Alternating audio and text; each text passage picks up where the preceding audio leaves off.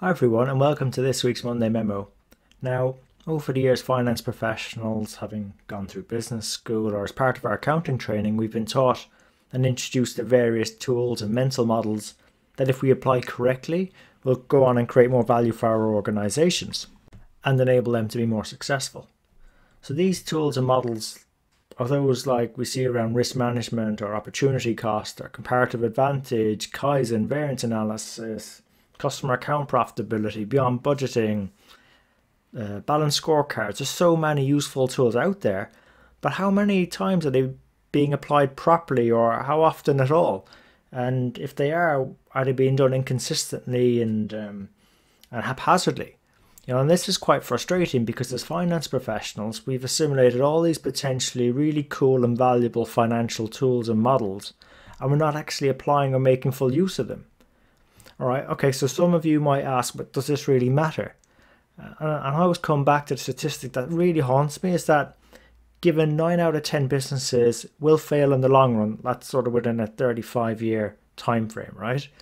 And even given that half of the largest companies that featured on the 2000 list of the Fortune 500 aren't even there at the moment today. Like the answer is obvious. These are pretty poor numbers or pretty poor returns for a profession that purportedly is meant to be there to help businesses be sustainably, profitably and growing.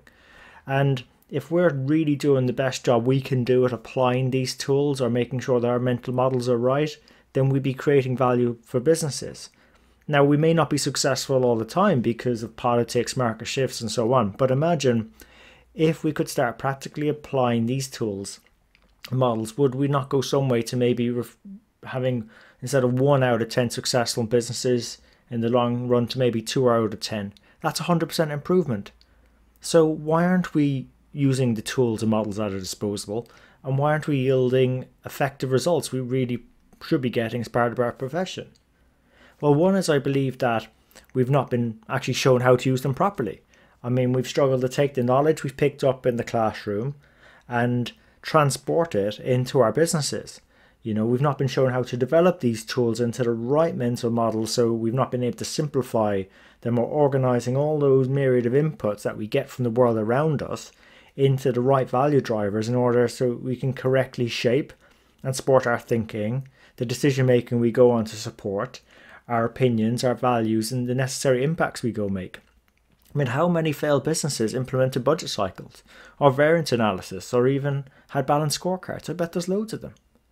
And to compound matters, because these models have not been correctly applied, we don't get as good a grasp of the financial or the historical trends so that we can then make effective sense of what we see going on in the numbers. So we're really limiting ourselves. It's quite key to be able to be shown how to apply them properly.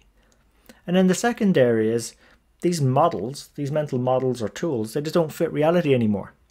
Because if our models are to be constructive and if they're to be beneficial to us and connect us to reality so we can improve our ability to assimilate new information, update them, refine them, when they don't fit reality, in the worst cases, they're actually very destructive. I mean, you've probably all heard that people used to believe the earth was flat.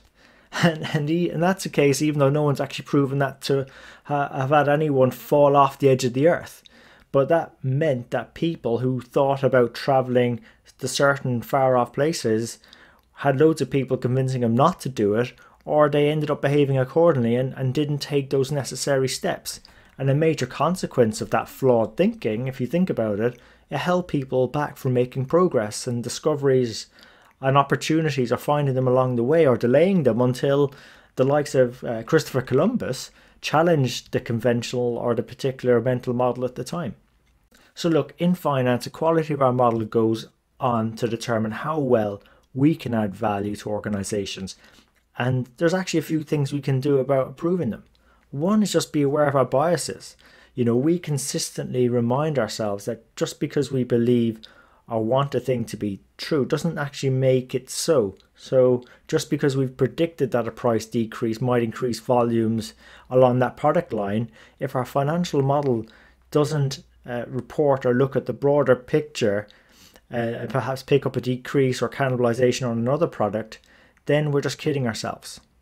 Two, our models mustn't be overly complicated or too simple, because in effect, it mustn't be missing those key drivers or secondary consequences, and that's why things like three-way modeling that ensure if we want to make, say, an investment in headcount or produce more, produce the extra units or the extra productivity that we expect.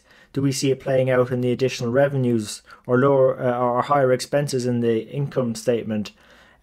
Do we see it in extra inventories or improved working capital in the balance sheet and the timings of the future cash flows that should be coming in to pay for that investment so that we're creating value? Our models need to be checked whenever they get the results we don't anticipate, because we must be open-minded, thinking, have we missed something? Is there a way of improving and refining the model so we can make better decisions in the future? And actually a key one, what I don't think a lot of people do, is actually they should always be challenged even when they've been proven to be accurate, because we need to constantly be asking ourselves if our own way of thinking and behaving is actually similar to thinking that the world is flat, because we've just accepted the conventional wisdom. And this is the last point, is why, in particular, why we invite people onto the Strength in the Numbers show. They furnish you, they share with you their stories on the things they found challenging, and also where they've improved and developed their thinking. And that helps our finance world become less flat, because in turn we become more well-rounded from them sharing their hard-won lessons with us, because those conversations allow us an opportunity to reevaluate our own mental models, the tools we use, against other people's practical experiences in the world around us. And so that allows us to go and improve our own ones and enhance the constructive impact we can make in our organizations. So look, I hope you enjoyed this episode about mental models and how we can assimilate new practical experiences to make them better, and question our own reality to see if we are thinking the world is flat. And if you did enjoy this episode, please share it with your friends and colleagues. Let them know about us. We're on all the major platforms: YouTube, SoundCloud, Stitcher and iTunes. And we really appreciate you investing your time with us today. So until next time, take care of yourselves and let's keep on building our strength in the numbers.